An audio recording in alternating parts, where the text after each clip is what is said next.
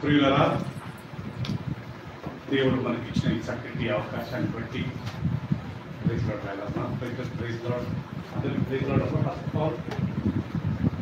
ఈ చక్కటి అవకాశం దేవుడు మనకు కలిగించినందుకు ఆ దేవునికి నేను చెల్లిస్తున్నాను. అండ్ ఈ ఉదయకాలం అందు ప్రియులరా, కింద మా ఓనర్ వాళ్ళ కూతురు వాళ్ళ చెల్లి తమ్ముడు కూతురు మ్యారేజ్ జరుగుతుంది. డిస్టర్బెన్స్ కావచ్చు, అందుకే తలుపేశారు. సో వేరే ఈ కారణం చాలండి. తలుపేసిన రీజన్ ఏంటంటే సౌండ్ ప్రివెంట్ చేయవచ్చు, సౌండ్ ఆపవచ్చు అనే ఒక ఉద్దేశంతో. సండే స్కూల్ పిల్లలు వెళ్తారా కదా, సండే స్కూల్ జాబ్ అందరు జాబ్ ఓకే సిखाते शिवा को बेटा let's see you go and take that up next week Ricky will take.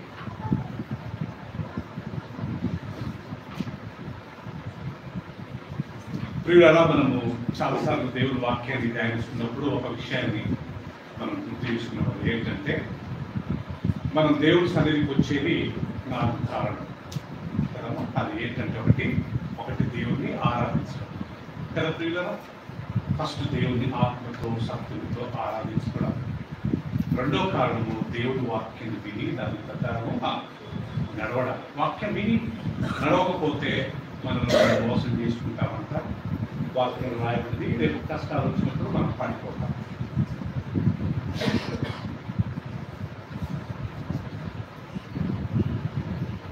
మూడవది, మనం దేవుని సన్నిధికి ఎందుకు వస్తామంటే ప్రియులారా, ప్రభురాత్రి బలలో పాల్పొందుకోవడానికి. ప్రతి వారము ప్రభురాత్రి బలలో మనం పాల్పొందుకుంటాం.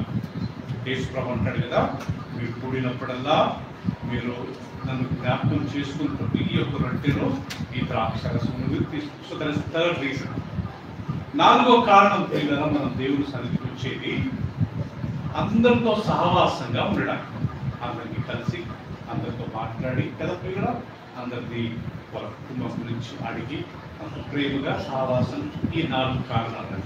సో మనం చనిపోయే వరకు మనం ఏ దేశంలో ఉన్నా, ఏ ప్రాంతంలో ఉన్నా ఓకే, మనం గుర్తుపెట్టుకోవాల్సింది ఈ విషయం. మందిరానికి లేదు ఈ 4 రీజన్స్. ఒకటి దేవుని పాటలతో ఓకే, అండ్ సంగీత వాయిద్యాలతో మనం దేవుని స్తుతించాలని వాక్యం ప్రకటిస్తుంది. రెండవది, యేసు ప్రభు అంటాడు, నా ఎందుకు వచ్చి నా మాటలు విని దాని ప్రకారం చేయబడు బండ మీద తన ఇంట్లో కట్టుకున్న వారికి సమానం. వరదలు వచ్చినాయి, వర్షం వచ్చింది, గాలి ఆ ఇంటి మీద విసిరింది, ఆ ఇల్లు పడిపోలేదు.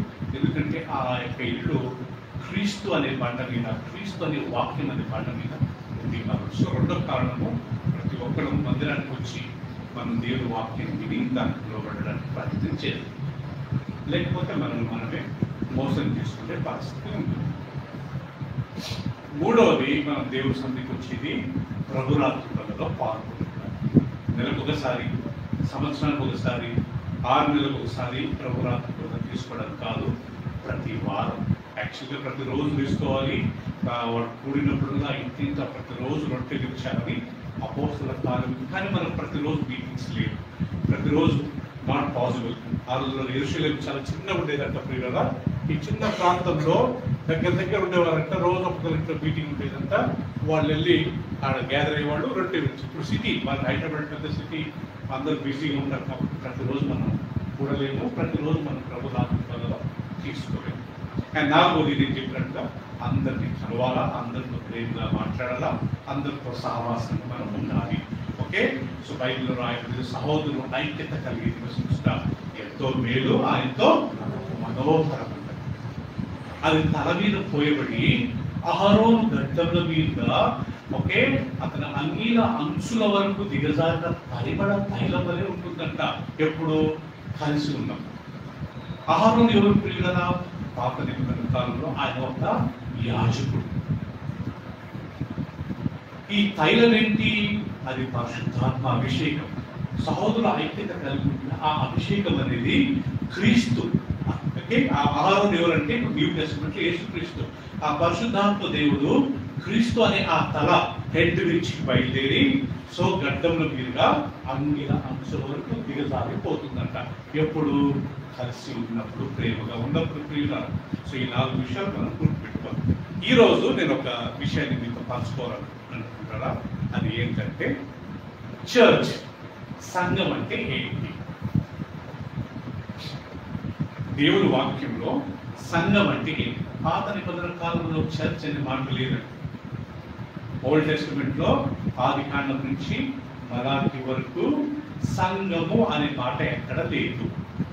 అక్కడ వాళ్ళ రోజులలో మందిరం ఉండేది, సమాజ మందిరం ఉండేది. ఈ సమాజ మందిరంలో వీళ్ళు ప్రతిరోజు కూడి కొద్దిసేపు వాక్యం చదివి ఆ లొకాలిటీలో ఏమైనా ప్రాబ్లమ్స్ ఉంటే వాళ్ళు అక్కడ డిస్కషన్ చేసి ఆ ప్రాబ్లం చేసి సాల్వ్ చేసి ప్రేయర్ చేసి పంపేవారు. కానీ మందిరం మాత్రం శనివారం ఒక్కరోజు వాళ్ళు వెళ్ళేవారు. సో న్యూ టెస్టిమెంట్ లో సంఘము అనే మాట ఏర్పడ్డది. యేసు ప్రభు చెప్పాడు. అది ఎక్కడ ఉంది? ఒకసారి తీసుకుందామా? మత్తయి సువార్త. అందరు తీసిన తర్వాత నేను చదువుతాను, దయచేసి ఓపికతో వచనాలు తీసుకుందాం. మీరు కదా బైబిల్లో రాయబడింది 16వ అధ్యాయము 18వ వచనం అండి. సారీ 18:16. మత్తయి సువార్త 18:16.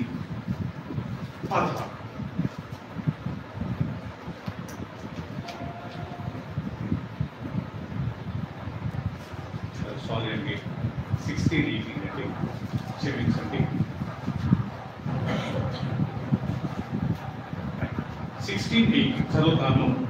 మరియు నీవు పేతురు, ఈ బండ మీద నా సంఘమును కట్టుదును, పాతాళ లోక ద్వారములు దాని ఎదుట నిలవనేరవని నేను నీతో చెప్పుచున్నాను. మరలా, మరియు నీవు పేతురు, ఈ బండ మీద నా సంఘమును కట్టుదును, పాతాళ లోక ద్వారములు దాని ఎదుట నిలవనేరవని నేను నీతో చెప్పుచున్నాను. సుప్రీం ఇక్కడ ఒకసారి మీరు గమనించారా? మొదటిసారి కొత్త నిబంధనలో సంఘము అనే మాట ఉంటుంది. ఇంగ్లీష్ లో Peter, I will build my church on this rock. Peter, I will build my church on this rock. ఇక్కడ గుర్తుపెట్టుకోండి ఒక మాట, మై చర్చ్, నా సంఘము. సంఘం అనేది ఎవరిదంట ప్రియులారా? క్రీస్తుది. అది ఎవరు కడుతున్నారంట? ఆ సంఘాన్ని క్రీస్తే కడుతున్నాడంట. ఈ బండ మీద నా సంఘమును నేను కట్టుదును.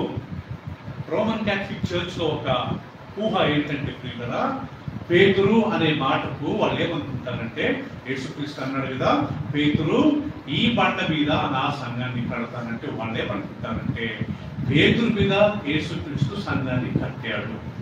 కాదు ప్రియులారా, పేతురు అనే మాటకు రాయి అని అర్థం. క్రీస్తు అనే మాటకు బండ అని అర్థం. రాయి మీద ఏమైనా బిల్డింగ్ కట్టగలుగుతావా? ఎందుకు యేసుక్రీస్తు పేతురు ఈ బండ మీద నా సంఘాన్ని కడతానంటాడంటే, దానికైనా ముందు వచనంలో యేసుక్రీస్తు వాళ్ళని ఒక ప్రశ్న అడుగుతాడు. ఏంటి ఆ ప్రశ్న? చూసుకుంటామండి.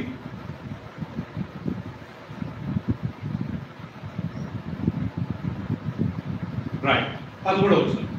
యేసు ఫిలిప్పుదైన కైసరయ ప్రాంతంలోకి వచ్చి, మనుష్య కుమారుడు ఎవడని జనులు చెప్పుకొనుచున్నారని తన శిష్యులను అడగగా, వారు కొందరు బాప్తీసునిచ్చు యోహాననియు, కొందరు ఏలియానియు, కొందరు యిర్మీయానియు, లేక ప్రవక్తలలో ఒకడని చెప్పుచున్నారని. అందుకు ఆయన, మీరైతే నేను ఎవడని చెప్పుచున్నారని వారిని అడగగా, అందుకు సీమోను పేతురు, నీవు సజీవుడకు దేవుని కుమారుడు అయిన క్రీస్తు అని చెప్పాను. అందుకు యేసు, సీమోను బర్ యోనా, నీవు ధన్యుడవు, పరలోకమందున నా తండ్రి ఈ సంగతి నీకు బయలుపరచనే కానీ నరులు నీకు బయలుపరచలేదు. తర్వాత ఈ మాట అంటాడండి, మరియు నీవు పేతురు, ఈ బండ మీద నా సంఘమును కట్టుదును.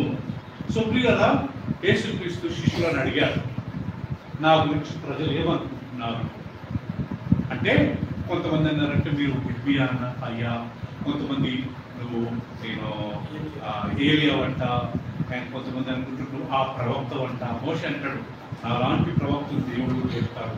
సో వీళ్ళు ఏమన్నారంటే, యేసు ప్రభువా నువ్వు ప్రవక్తవని అనుకుంటున్నాను. అప్పుడు యేసు ప్రభు అంటే మరి నువ్వేమనుకుంటున్నావు నా గురించి, మీరేమనుకుంటున్నారు? 12 మంది శిష్యులు ఎవ్వరు నోరు తెరవలేదండి. పేతురు ఒక్కడ ముందుకు వచ్చి, ప్రభువా నువ్వు దేవుని కుమారుడవు, క్రీస్తువు. 12 మంది అందరు కాకు కూర్చున్నారు. పేతురు ఒక్కడు లేచి చెప్తున్నాడు, మీరు ఏమనుకుంటారు నా గురించి, మీరు చెప్పండి మీరేమనుకుంటున్నారు అంటే పేతురు అంటాడు, నువ్వా అయ్యా నువ్వు క్రీస్తు నాయన, తండ్రి దేవుని గురించి వచ్చిన దేవుని కుమారుడు క్రీస్తు. విన్నారా? క్రీస్తు అనే ఆ బండ మీద నా సంఘాన్ని నేను కడతాను. పేతురు మీద కాదు, పేతురు అంటే రాయి. యోహాను సువార్త 1వ అధ్యాయం తీయండి, 42వ వచనం. ప్రియులరా, పేతురు అంటే ఏంటో చూద్దాం. యోహాను సువార్త 1వ అధ్యాయము ఐ థింక్ 42వ వచనం అనుకుంటానండి. పేతురు అంటే ఏంటో ఇక్కడ క్లియర్గా రాయబడింది. కేఫా అంటారు పేతుర్ని. ఆ కేఫా అర్థం ఏంటో రైట్. మరి అతని యేసు అతని తోడుకొని వచ్చిన మెస్సియాను మాటకు అభిషక్తుడని అర్థము. యేసు అతని వైపు చూచి, నువ్వు యోహాను కుమారుడు అయిన సీమోనువు, నీవు కేఫా అనబడదు అని చెప్పాను.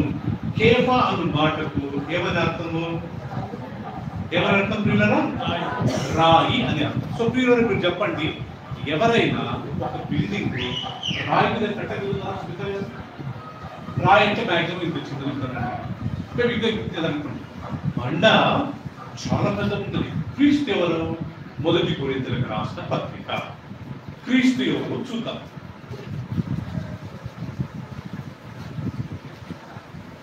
పదవ అధ్యాయం లేఖనాలలో ఎంత చక్కగా వివరించబడ్డదో మనం చూస్తే ఆశ్చర్యం అనిపిస్తుంది పిల్లరా. 10వ అధ్యాయం 1వ వచనం అందరు తీసుకున్న తర్వాత, సహోదరులారా ఈ సంగతి మీకు తెలియకుండా నాకు ఇష్టం లేదు. అదేదనగా మన పితరులందరూ మేఘం కింద నుండి ఇశ్రాయేలు గురించి మాట్లాడుతున్నారు. వారందరూ సముద్రములో నడిచిపోయి అందరూ మోషను బట్టి మేఘంలోనూ సముద్రంలోనూ బాప్తిస్మము పొందిరి. అందరూ ఆత్మ సంబంధమైన ఒకే ఆహారము భుజించిరి. అందరూ ఆత్మ సంబంధమైన ఒకే పానము చేసిరి. ఏలైనగా తమ్మును వెంబడించిన ఆత్మ సంబంధమైన బండలోనికి త్రాగిరి. ఆ బండ ఎవరంట? ఆ బండ ఎవరంట? క్రీస్తే. పేతురు అంటే ఏంటి? రాయి. క్రీస్తు అంటే ఎవరు? బండ. ఇప్పుడు చెప్పండి, యేసుక్రీస్తు సంఘం కట్టింది పేతురు మీదనా లేకపోతే క్రీస్తు అనే బండ మీదనా? క్రీస్తు అనే బండ మీద. ప్రియులారా, పాత నిబంధన కాలం 18వ కీర్తనలో నువ్వే నా బండవు, నువ్వే నా కోటయు, నీవే నా ఆశ్రయం అని దావీదు దేవుని ఆరాధిస్తూ ఎన్నోసార్లు నా బండ, నా బండ, you are my rock, you are my rock, you are my rock అని ప్రియులారా దేవుని పొగుడుతారు. సో మనం గుర్తుపెట్టుకోవాల్సింది ఏంటంటే, సంఘము అనేది క్రీస్తు కట్టింది. సంఘము క్రీస్తు బండ మీద కట్టబడింది. సో ఇది పేతురు మీద కట్టబడింది కాదు, పేతురు కట్టింది కాదు, పేతురు కొరకు కట్టించింది కాదు. యేసుక్రీస్తు నా సంఘమును ఈ బండ మీద కట్టెదను. ఆ బండ క్రీస్తే. అర్థమైంది కదా పిల్లరా? సో సంఘం అంటే ఒక బిల్డింగ్ కాదు. అనుష, సంఘం అంటే ఒక కట్టడ అస్సలు కాదు. సంఘం అంటే ఒక నిర్మాణం అస్సలు కాదు. మరి సంఘం అంటే ఎవరు? దేవుని వాక్యంలో రాయబడింది, సంఘం అంటే రక్షింపబడ్డవాడు, రక్షింపబడి దేవుని కొరకు ఆరాధన చేసి ఒక గుంపును సంఘం అంటారు. నిన్న రాత్రి నేను ప్రియులారా నా స్టడీ బైబిల్స్లో కొన్ని చదువుతున్నప్పుడు నేను కొన్ని కనుక్కున్నది ఏంటంటే, okay, Bible says the body of Christ, Christians are called the body of Christ. క్రైస్తవులు రక్షింపబడి పాపాలు ఒప్పుకుని ఒక కొత్త జీవితాన్ని ప్రారంభించిన వాళ్ళే సంఘము. బిల్డింగ్ కాదు ప్రియులారా. మనకు చాలా బిల్డింగ్స్ ఉన్నాయి కదా. మనకు మెదక్కి వెళ్తే చాలా పెద్ద బిల్డింగ్ ఉంది. ఇక్కడ హోలీ ట్రినిటీ చర్చ్ అని ఒక బిల్డింగ్ ఉంది. ఇక్కడ వెస్లీ చర్చ్ అని ఒక బిల్డింగ్ ఉంది. హ్యాబిట్స్కి వెళ్తే మనకు అక్కడ ఒక పెద్ద బిల్డింగ్స్ ఉన్నాయి. ఇక్కడ ఇక్కడ some various Catholic church buildings ఉన్నాయి. ఇక్కడ 150 years 200 years బిల్డింగ్స్ ఉన్నాయి. అది సంఘం కాదు. పాత నిబంధన కాలంలో యెరూషలేములో సొలొమోను ఒక మందిరం కట్టించాడు. ప్రియురా, ఈ మందిరం ఇది ఇప్పుడు ముస్లిమ్స్ కట్టుకున్నారు. ఈ ముస్లిమ్స్ కట్టుకున్న ప్లేస్ డూమ్ ఆఫ్ రాక్ అంటారు. దీనికన్నా ముందు ఈ స్థలంలో సొలొమోను ఒక మందిరాన్ని కట్టించాడు. ఆ మందిరాన్ని కట్టడానికి దేవుని వాక్యంలో రాయబడి ఎంతో బంగారం వాడాడంట, ఎంతో మంచి చెక్క వాడాడంట, ఎంతో మంది మనుషులతో పని మనుషులను వాడుతున్నాడంట. చాలా ఘనంగా, చాలా గౌరవంగా మందిరాన్ని కట్టించాడు. కానీ దానియేలు గ్రంథంలో ఏమి తెలుసా కదా, ఈ ప్రజలు ఇశ్రాయేలు జనాంగం మందిరం కట్టిన తర్వాత దేవుని మాట నిలబడట్లే, దేవుని మీద విరుద్ధంగా పాపం చేస్తున్నారు, దేవుడు చెప్పిన ఆజ్ఞలు వినట్లేదు. ఎప్పుడు పోయినా ఈ మందిరానికి పోయి నా మందిరానికి నమస్కారం చేయడము, మందిరాన్ని చూసి కనడము, ఆ మందిరానికి ఇంపార్టెన్స్ ఇవ్వడము, వీళ్ళు చేసే పాపాలన్నీ చేస్తున్నారు. కానీ ఇక్కడికి వచ్చే లోపల వాళ్ళు చాలా భక్తిగా జీవించేవారు. ఎట్టుందంటే ఒకసారి ఎవరొక బ్రదర్ వాక్యం చెప్తూ, కొంతమందికి ఉండే భక్తి ఎట్టుందంటే బయట వరకు స్మోకింగ్ చేసుకుని వచ్చి మందిరానికి వెళ్తున్నాగా ఆడ సిగరెట్ పడేసి వెళ్ళిపోతారు. ఆ రకమైన భక్తి ఉండేదంటే ప్రియారం వాళ్ళకి. దానియేలు గ్రంథంలో ఏముంది తెలుస్తుంది కదా, 1వ అధ్యాయంలో దేవుడు నెబుకద్నెజరు రాజును పంపించి ఈ మందిరాన్ని పడగొట్టించాడు. దేవుడే అప్పగించాడంట ప్రియులారా నెబుకద్నెజరు చేతికి ఆ రాజును, అంటే ఆ ఇశ్రాయేలు దేశంలో ఆ రాజును ఈ మందిరాన్ని దేవుడు అప్పగించాడంట. ఆ రాజు నెబుకద్నెజరు వచ్చి దీన్ని పడగొట్టి దీని బొక్కసం లేకపోతే దీంట్లో ఉన్న బంగారం అంతా తీసుకెళ్లి వాళ్ళ దేవత బొక్కసంలో ట్రెజరీలో పెట్టాడంట. తర్వాత మళ్ళా ఆ మందిరాన్ని విలువగట్టించారు, మళ్ళా ఆ మందిరాన్ని పడగొట్టారు. ఇప్పుడు మందిరం లేదు. ఇప్పుడు ముస్లిమ్స్ ఏం చేశారంటే ఈ ప్లేస్ లో ఒక మాస్క్ కట్టుకున్నారు. ఇప్పుడు నా క్వశ్చన్ ఏంటంటే, యెరూషలేములో మందిరం లేదు కానీ దేవుడు లేడా? సో ఆయన బిల్డింగ్స్ లలో నివసించే దేవుడు కాదు, ఆయన కట్టడాలలో నివసించే దేవుడు కానీ కాదు. నేను మీకు నిన్న పంపించిన మీరు ఆ యొక్క ప్లేస్లో చూశారు కదా, Jesus Christ is the head of the church. క్రీస్తు సంఘం అనే ఈ యొక్క శరీరానికి ఆయన శిరస్సు అయి ఉన్నాడు. Is the head, not anybody, not Pope, not bishop, not pastor. దేవుడి సంఘానికి ఎవరయ్యా హెడ్ అంటే క్రీస్తు. Jesus Christ is the head of the church. మరి బాడీ ఎవరు? రక్షింపబడ్డ అందరూ ప్రియులారా బాప్తిసం తీసుకుని ప్రభురాత్మలో పాల్పొందుకుంటూ ఒక నీతి గల జీవితం, పరిశుద్ధమైన జీవితం కొనసాగించే వాళ్ళంతా శరీరము. తల ఎవరు? యేసుక్రీస్తు. శరీరం ఎవరు? రక్షింపబడ్డ మనం అందరం విశ్వాసము ఆ యొక్క శరీరము. సో నెక్స్ట్ టైం మనం మందిరము అని అన్నప్పుడు గుర్తుపెట్టుకోవాల్సిన విషయం ఏంటంటే, బిల్డింగ్ కాదు, ఒక కట్టడం అస్సలు కానే కాదు. మందిరం అంటే ఏంటి? మత్తయి సువార్త 18వ అధ్యాయం తీసుకున్న ప్రియులారా, మందిరం అంటే ఏంటో ఇక్కడ వాక్యంలో రాయాలి. నా మందిరము నేను నా సంఘాన్ని కడతాను అన్నాడు. ఇక్కడ మత్తయి సువార్త 18వ అధ్యాయంలో ఇంకా క్లియర్ గా దేవుని వాక్యం మనకు బోధిస్తుంది. ప్రియులారా 18వ అధ్యాయం 20వ వచనం అండి, అందరు తీయండి చదువు.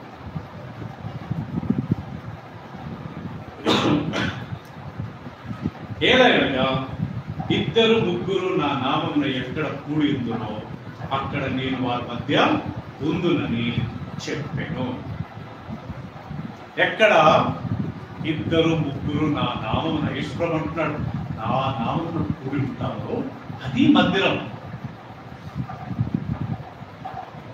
అమెరికా దేశంలో ప్రియులారా, లాస్ట్ టైం మా మిసెస్ వెళ్ళినప్పుడు చూసింది ఎట్లా చర్చెస్ అమ్మేసుకున్నారు, దాంట్లో మాస్క్ లైక్ బిల్డింగ్స్ అమ్మేసుకున్నారు, దాంట్లో మాస్కులు టెంపుల్స్ చేసుకున్నారంటే ప్రియులారా. సాధికార మందిరము ఇక్కడ యేసుప్రభువు అంటాడు, ఎక్కడ 2 లేకుంటే 3 నా నామమున అది మందిరం ప్రియులారా. బిల్డింగ్ అస్సలు కానే కాదు. ఇన్ని రోజులలో కట్టాము, ఇన్ని ఎకరాలలో కట్టాము, ఇన్ని రూమ్స్ ఉన్నాయి, 10,000 మంది కూర్చోవచ్చు, మంచిదే, అలా ఉండడం తప్పేం లేదు. కానీ మందిరం అంటే అది కానే కాదు. మందిరం అంటే ఎక్కడ 2 లేకుంటే 3 కూడి ఉంటారు, అది మందిరం. ప్రియులారా, చాలా సంఘాలలో ప్రియులారా ఈ కాన్సెప్ట్ తెలియదు. వాళ్ళ పాస్టర్లు ఏమనుకుంటారంటే చిన్న సేవ స్టార్ట్ చేసుకుంటారు, లాస్ట్ అందరి దగ్గర పోయి పైసలు కలెక్ట్ చేసుకొని చిన్న ఒక పాతబాధ వేసుకుంటారు, ఒక బిల్డింగ్ కట్టుకుంటారు. ఇంకా వాళ్ళు అనుకుంటారు ఫినిష్, నేను మంచి సేవ చేసి అయిపించాను. ఒక బిల్డింగ్ అంటే మాత్రాన సేవ చేసినట్ట. ఒక బిల్డింగ్ కట్టేసి ఒకే అందరి దగ్గర మనం కాంట్రిబ్యూషన్ తీసుకుని ఒక 4 గోడలు కట్టి ఒక లోపల క్రాస్ పెట్టి ఒక పుల్పిట్ పెడితే మందిరం అయిపోతుందా?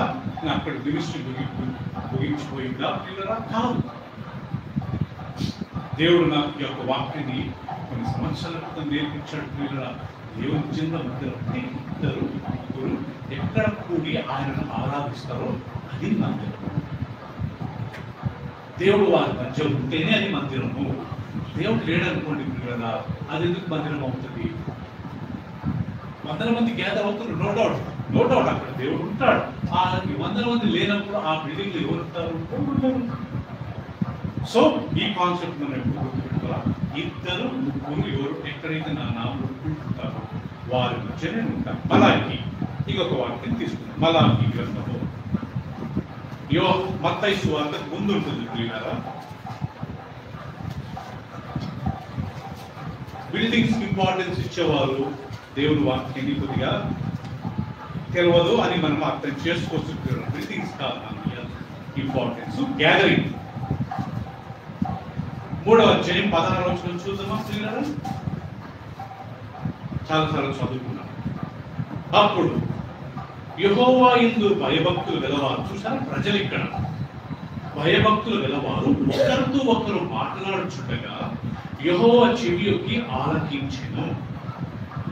మరి యెహోవా యందు భయభక్తులు కలిగి ఆయన నామమును స్మరించుచు వారికి జ్ఞాపకార్థం ఒక గ్రంథము ఆయన సముఖమందు వ్రాయబడెను. నేను నియమింపబోవు దినము రాగా వారు నావారై నా స్వకీయ సంపాదనమే ఇందురు. తండ్రి తను సేవించు కుమారుని కనికరించినట్లు నేను వారిని కనికరించునని సైన్యముల అధిపతి యెహోవా సెలవిస్తున్నాడు. అప్పుడు నీతి గలవాడెవడో, దుర్మార్గులెవరో, దేవుని సేవించు వారెవరో, ఆయనను సేవింపని వారెవరో మీరు తిరిగి కనుగొందురు. ఇది పిల్లల మందిరము అంటే, సంఘము అంటే. ఇక్కడ అంటాడు పిల్లల పాత నిబంధన కాలంలో యెహోవా యందు భయభక్తులు గలవారు ఒకరితో ఒకరు మాట్లాడుచుండగా.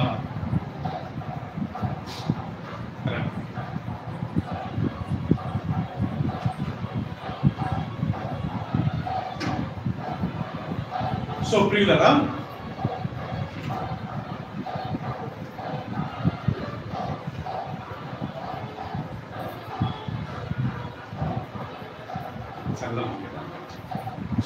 ఈ వాక్యం ఒకసారి ధ్యానించుకుంటున్నాం. అప్పుడు యెహోవా యందు భయభక్తి, ఈ వాక్యం ఒకసారి ధ్యానించండి. యెహోవా యందు భయభక్తులు గలవారు మనుషులు ఒకరితో ఒకరు మాట్లాడుతుండగా యెహోవా చెవికి ఆరోగ్యంగా మాట్లాడుతున్నారు. ప్రతి గురువారం బైబిల్ స్టడీ, ప్రతి ఆదివారం ఆరాధన జరుగుతుంది. పాటలు పాడుకుంటున్నాము, ఆరాధించుకుంటున్నాము, దేవుని వాక్యాన్ని వింటున్నాము, ప్రభురాత్మలలో పాల్గొంటున్నాము. దేవుడు చెవికి ఆరాధిస్తారంట. వీళ్ళు ఏం మాట్లాడుతున్నారు, వీళ్ళు ఏం పాటలు పాడుతున్నారు, వీళ్ళు ఏ వాక్యం ఈరోజు ధ్యానిస్తున్నారు. సో యెహోవా తన చెవికి ఆరాధిస్తారంట. ఎక్కడ? 2 ముగ్గురు కూడి ఆయన భక్తులు వారు ఒకరికొకరు మాట్లాడుతున్నప్పుడు ఆయన ఆరాధిస్తారు. ఎంత ధన్యత పిల్లల దేవుడి సన్నిధికి వచ్చి ఆయన వాక్యాన్ని వినడం ఎంత ఆశీర్వాదకరం కదా. ఈ వాక్యము తెలుసో లేదో పిల్లల, బైబిల్లో రాయబడి చుట్టి తేనె కంటే మధురమైంది, బంగారం కంటే కూర తగినది. బంగారం కంటే కూర తగినది, చుట్టి తేనె దానికంటే మధురమైనది. ఈ వాక్యం దేవుడు పంపించాడంటే ఆయన మాటలు పిల్లరా. ఒకప్పుడు ఆయన మాట్లాడేది రికార్డ్ చేసిన ఆ రికార్డ్ మనకి ఈరోజు దొరికింది. రైట్. ఇంకొక వాక్యంలో రాయబడింది 2 కొరింథియన్స్, కొరింథీయులకు రాసిన 2వ పత్రిక. అంటే సంఘం అంటే ఏంటి అనేది ఇక్కడ క్లియర్ గా రాయబడింది. సంఘం అంటే దేవుని ప్రజలు, లేకపోతే దేవుని యొక్క ఆత్మ వారి మధ్య ఉండే స్థలం. 2 Corinthians chapter 6 17-18. ప్రియులారా వినండి, దేవుని వాక్యం అంత చక్కగా రాయబడింది. 2 Corinthians chapter 6 17-18. నేను చదువుతాను, అందరికీ చూడండి. రైట్, మేబీ 14 వచ్చిన చదువుకుందాం.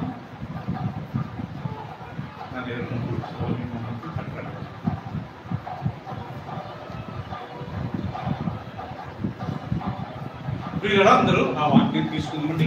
6:14.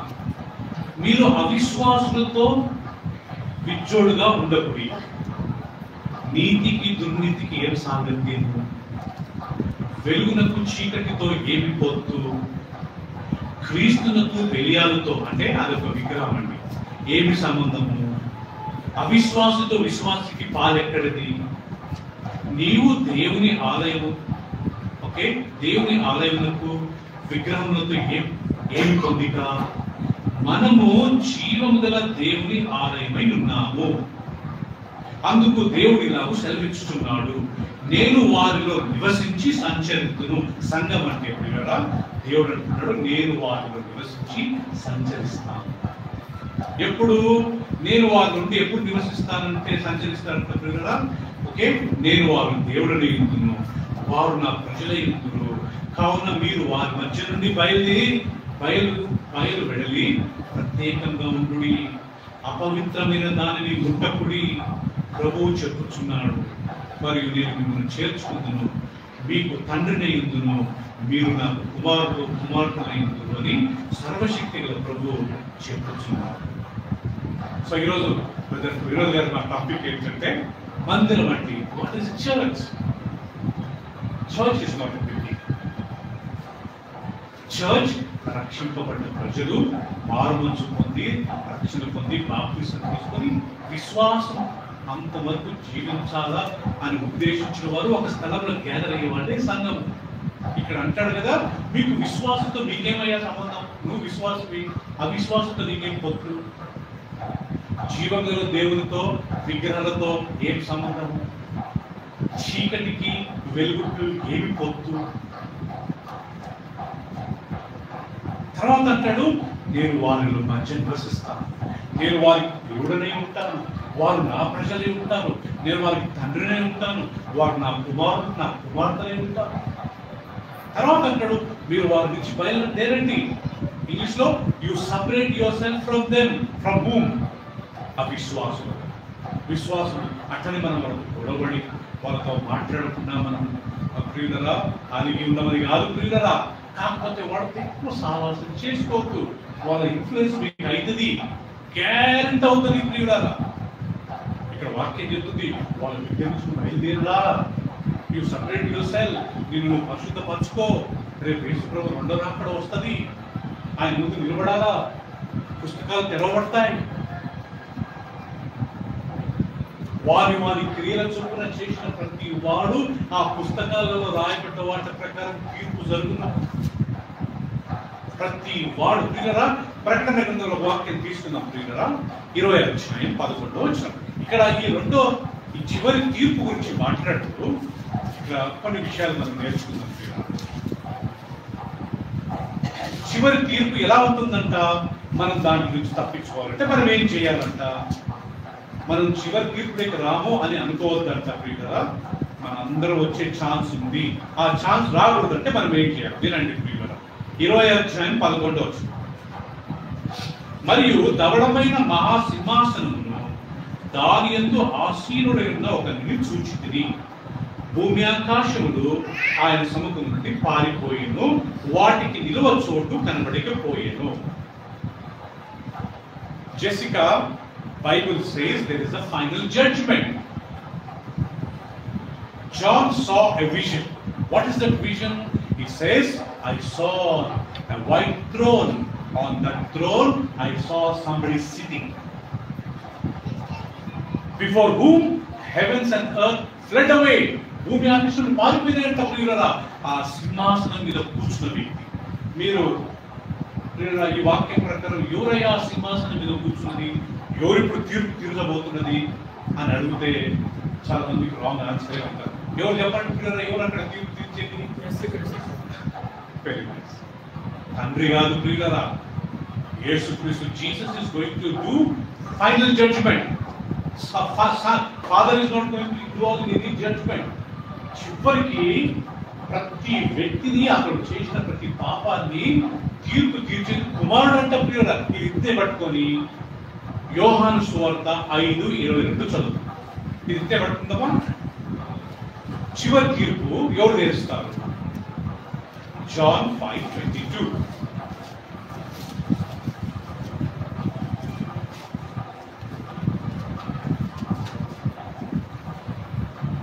John 5:22.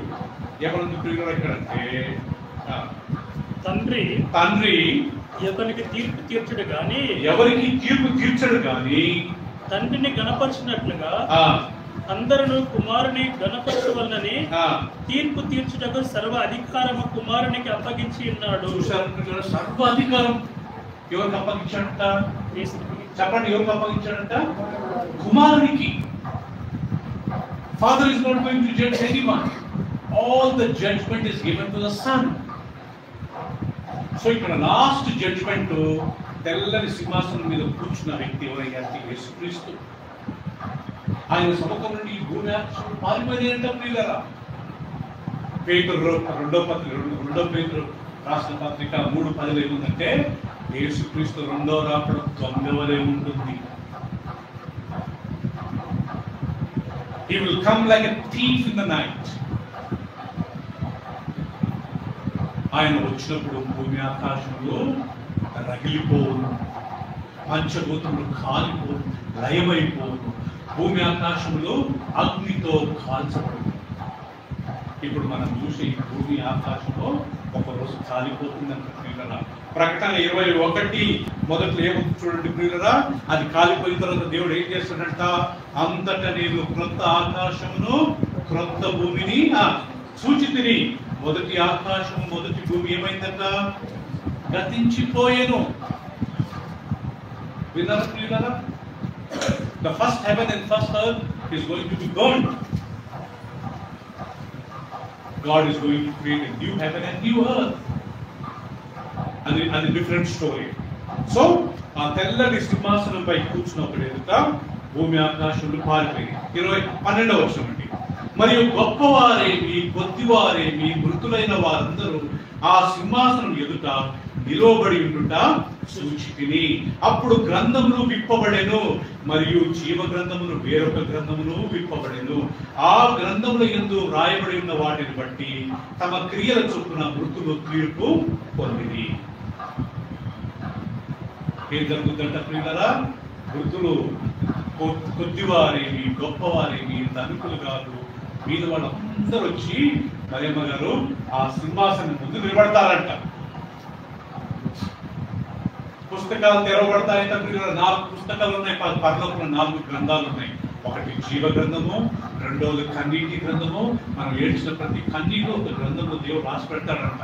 ఎందుకు ఏడ్చాడు ఈయన, ఎంతసేపు ఏడ్చాడు, ఆ గ్రంథం అంట. మూడోది మనం దేవుని సేవ చేసిన ప్రతి క్రియ పనులు ఆ బుక్లో రాసుకుంటుందంట. ఈ వ్యక్తి ఇంత పొద్దున్న నుంచి కార్పెట్ వేసాడు మాట అంటున్నాను. ఈ వ్యక్తి నా సేవ నిమిత్తము ఆయన కష్టపడ్డాడు, ఆయన ఎంతో దూరం వెళ్ళి ప్రాంతానికి వెళ్ళి వాక్యం చెప్పాడు. ఇవన్నీ పుస్తకంలో రాసుకుంటాను. లాస్ట్ పుస్తకము మనం చేసిన ప్రతి పాపంగా ఇంకో బుక్లో ఉంటుందంట. ఈ 4 పుస్తకాలు దేవుడు ఆ తీర్పు రోజు పెట్టుకుంటాడంట ప్రియులారా. పెట్టుకొని ఫస్ట్ జీవ గ్రంథం చూస్తాడంట. ఆ సైన్ లేదు, ఓకే ఫినిష్. ఒక్కసారి జీవ గ్రంథం లేదనుకోండి ప్రియులారా, ఆటోమేటిక్ గా తక్కిన రెండింటిలో ఉండదు, పాప పుస్తకంలో ఉంటుంది. వారి వారి క్రియల చొప్పున అందరు తీరు. ఈరోజు ఒక షాకింగ్ న్యూస్ ఏంటంటే ప్రియులారా, ఈ రోజు వరకు ఆదాం నుండి ఈ రోజు వరకు ఎవరు చనిపోయినా నరకానికి వెళ్ళరు. పాతాళం అనే ఒక స్థలం ఉంది, అది నరకం కాదు. ఇప్పుడు చూడండి ప్రియులా, 13వ వచనం. సముద్రము తనలో ఉన్న మృతులను అప్పగించాను, మరణమును పాతాళ లోకమును వాటి వశం ఉన్న మృతులను అప్పగించాను. వారిలో ప్రతివాడు తన క్రియల చొప్పున తీర్పు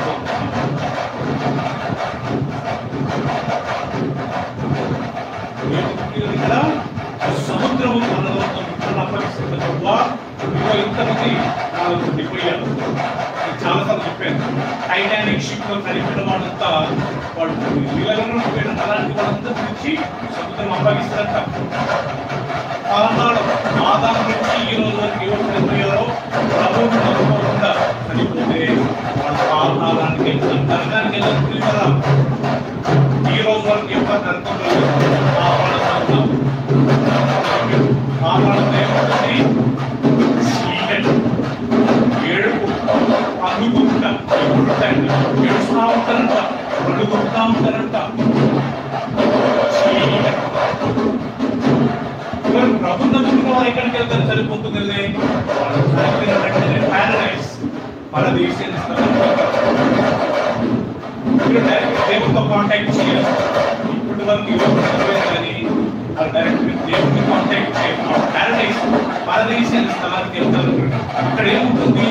ప్రకటన 14:13 రాయబడింది, వాళ్ళు విశ్రాంతి పొందుతారు. విశ్రాంతి నిద్రపోవడం కాదు, వాళ్ళు ఏం పని చేయరు. తమ క్రియలు వారి యొక్క కష్టాలు మాత్రమే వాళ్ళు విశ్రాంతి పొందుకుంటారు. వారి క్రియలు వారిని నిలబడిస్తారు.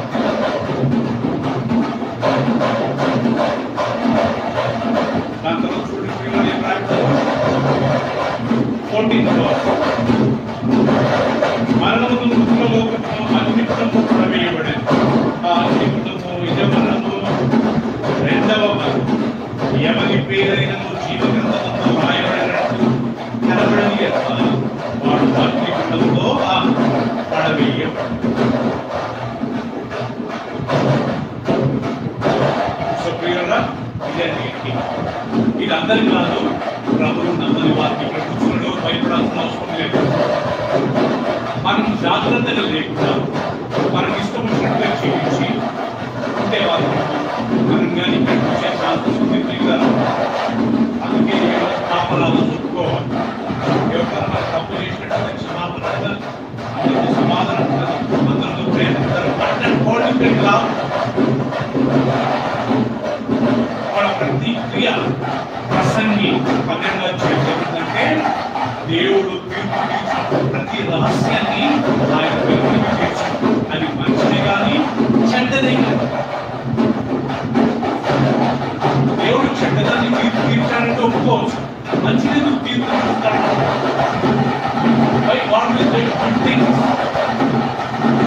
Any good things done in a wrong motivation, that's also sin. మనం చేసేది మంచి పని, కానీ చెడ్డగా నువ్వు చేశాను అది దేవుడు వాక్యం. తర్వాత రాయింది వాళ్ళందరూ అగ్ని గంధకంలో పడివేయబడ్డారు. ఇంకా వాళ్ళు యుగంలో తనే ఉంటారు. క్షమాపణ ఉండదు ప్రియులారా. ఎప్పుడు నరకం లేదు. ఎప్పుడు నరకము? ఈ ఫైనల్ అయిన తర్వాత అప్పుడు దేవుడు. మరి పరదేశంలో ఉన్న పరిస్థితి ఏంటి? మా ఫాదర్ ప్రభు ప్రభు నమ్ముకున్నవారు వీళ్ళంతా దేవుడు వీళ్ళు తీర్పుతాం. ఆ సబ్జెక్ట్ నెక్స్ట్ టైం వాళ్ళు తీర్పుతారు. ఏ రకంగా తీర్పు? మామూలుగా ఒక్కసారి వ్యక్తి ప్యారడైస్ వెళ్ళాడనుకోండి, మ్యాక్సిమం తీర్పు ఉండదు. వాళ్ళకి ఏ రకంగా తీర్పు ఉండదంటే వాళ్ళు ఎన్ని మంచి పనులు చేశారు దాన్ని బట్టి వాళ్ళ దేవుడు అవమానిస్తున్నట్టు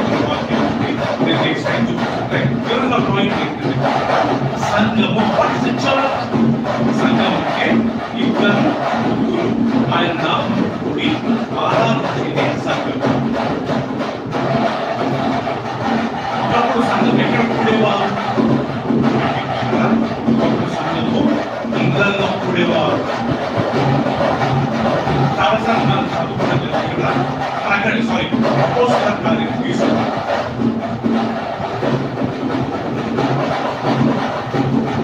అపోస్తల కార్యం 2వ అధ్యాయం.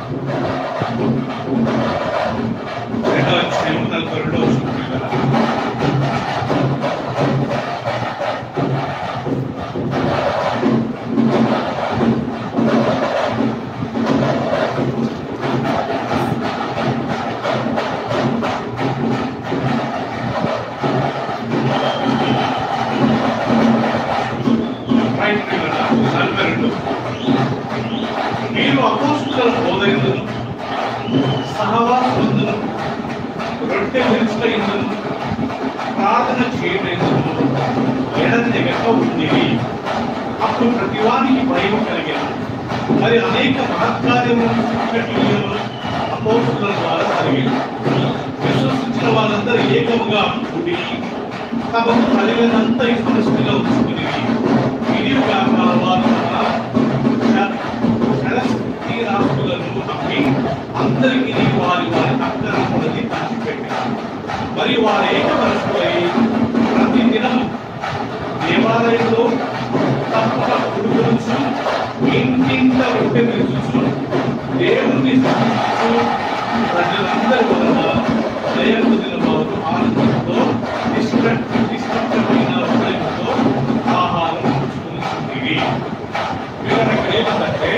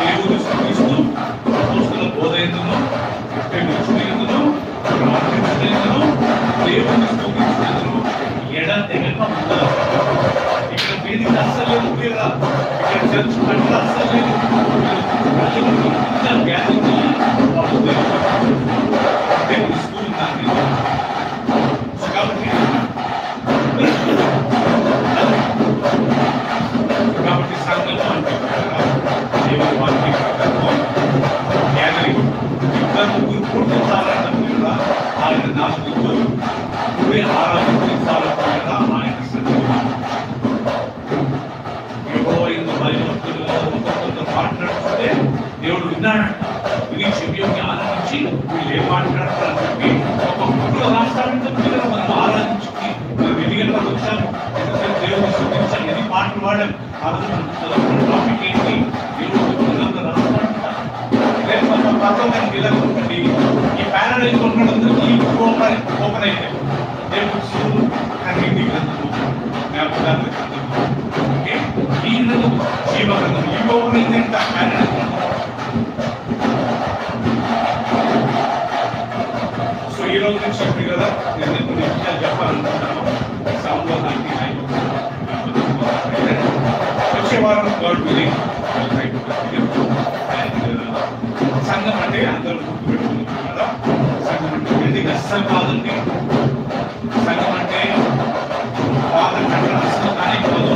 సంఘం అంటే మనుషులు. మన గురుగడ అంబారావు అన్నట్టుగా దేశం అంటే మట్టి కాదు, ఈ దేశం అంటే మనుషులు అన్నట్టుగా సంఘం అంటే కట్టడాలు కావు. సంఘం అంటే ఎవరంట? రక్షింపబడ్డ విశ్వాసం. ఎవరైతే మారు నచ్చుకుంది, బాప్తిసం తీసుకుని నీతిగా న్యాయంగా పరిశుద్ధంగా జీవించాలా అని తీర్మానం చేసుకుంటారో అలాంటి వారికి సంఘం కూడి ఆరాధించి స్థుతించి, ఇది ఒక్కరోజు వెళ్ళిపోయి కదా మనం ప్రతి 8 రోజులు ఈ సంఘంలో మనం కంటిన్యూ కావాలి.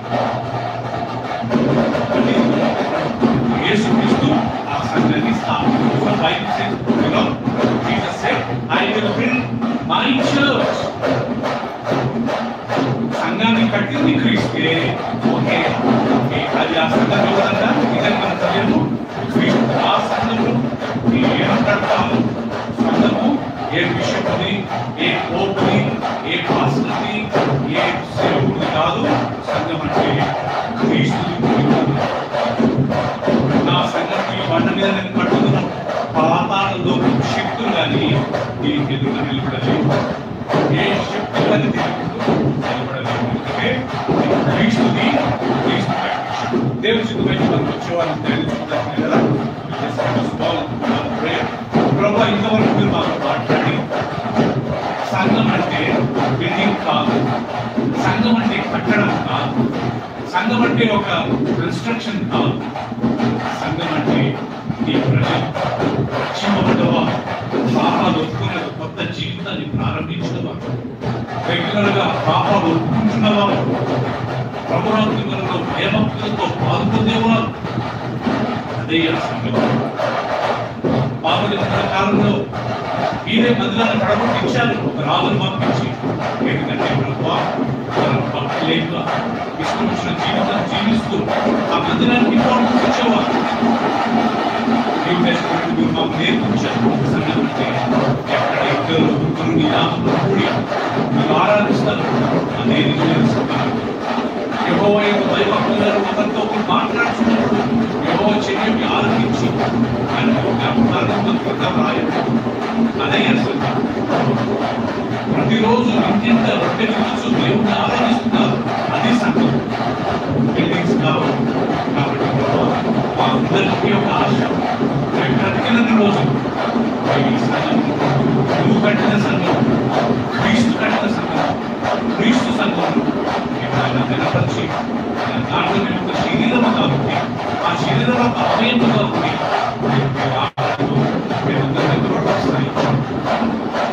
ప్రకటన గ్రంథం చదివినట్టుగా చివరి తీర్పు మాకు మేము పరదేశీయ స్థలంలో ఉండాలి. నాకు మా అందరికీ ఇవ్వండి. ఎటువంటి పరిస్థితులు ఇక్కడ కూర్చున్నది మా కుటుంబస్తులు ఆయన అయినంత వరకు ఎవరైనా ఆ తీర్పు లేక రాకూడదు ప్రభు. మేము ప్యారడైస్కి వెళ్ళాలి ప్రభు. ప్యారడైస్ తర్వాత నాకు జరగబోయే ఆ ఆశీర్వాదం మాకు కావాలి. దాన్ని మాకు సాయించండి. నన్ను మా అందరికీ మీకు అంత కడగండి. మేమందరం మీ బిడ్డలతో రూపంలో రక్షించాం తండ్రి. ఇప్పుడే మేము చదివా చీకటితో మీకు ఏం సంబంధం, పాపంతో నన్ను పరిశుద్ధతానికి ఏం సంబంధం. మేము పాపం చేయకూడదు, పరిశుద్ధత నీతిగా ఉన్నట్టు మా అందరికి సాయించండి. నీకే వందనాలు చూస్తూ మా సిద్ధపరచుకొని క్రీస్తు పేరుగా ప్రార్థించి వేడుకుంటున్నాను మా తండ్రి. ఆమేన్, ఆమేన్, ఆమేన్. నుంచి ప్రభుత్వంలో పాల్గొంటున్నామండి. సారీ, మేము యాక్చువల్ అనుకోలేదు ఈరోజు అంతా చెప్పి ఇష్టపడుతుందని. అదర్వైజ్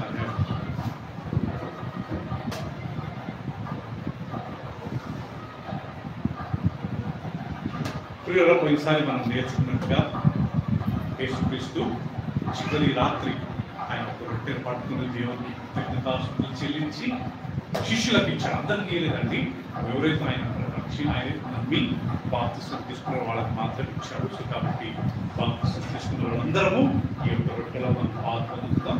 యేసుప్రభువు అంటాడు, ఈ రొట్టెను తిని ఈ ద్రాక్షరసం తాగువాడే నిత్య జీవము కలవాడు, అంత్య దినంలో నేను అతన్ని లేపుతాను. కాబట్టి ఈ రొట్టెను దాన్ని బాప్తిసం తీసుకున్న ప్రతి ఒక్కరు.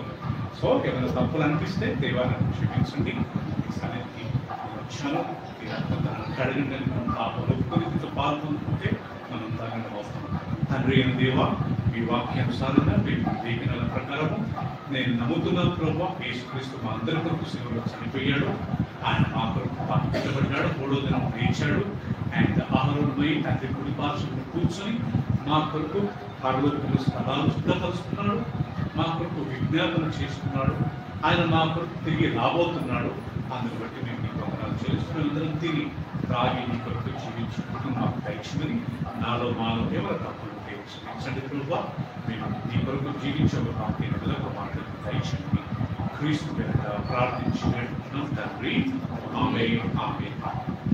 ప్రియులారా, అందరం కళ్ళు మూసుకుందాం. భక్తితో కళ్ళు మూసుకుని మనం ఉన్న స్థలంలో నిలబెడతాం. ప్రియులారా, ఈ యొక్క రొట్టె వస్తున్నప్పుడు ప్రతి ఒక్కరు ప్రభువా ఇది నీ శరీరం మేము భావిస్తున్నామని చెప్పి దాంట్లో పాల్గొంటున్నారు. కుమారి అక్కడ స్టార్ట్ చేయండి.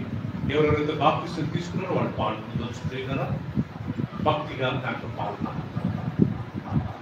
యేసు రక్తము రక్తము రక్తము, యేసు రక్తము రక్తము రక్తము, అమూల్యమైన రక్తము, నిష్కళంకమైన రక్తము, అమూల్యమైన రక్తము, నిష్కళంకమైన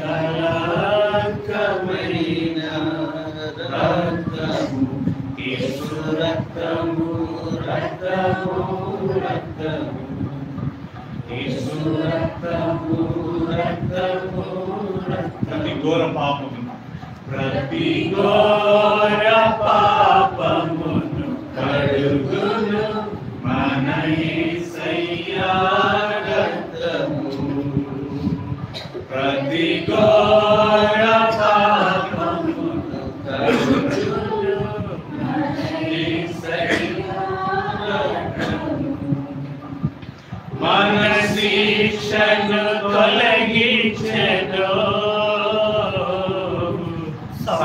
సంహారమునే తప్పించెను, మన శిక్షను తొలగించెను, సంహారమునే తప్పించెను.